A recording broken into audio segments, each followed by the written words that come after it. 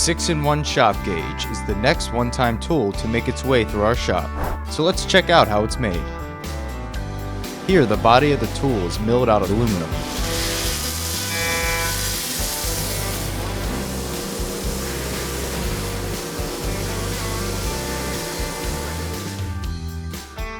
Those parts are then carefully inspected by the machinist for accuracy.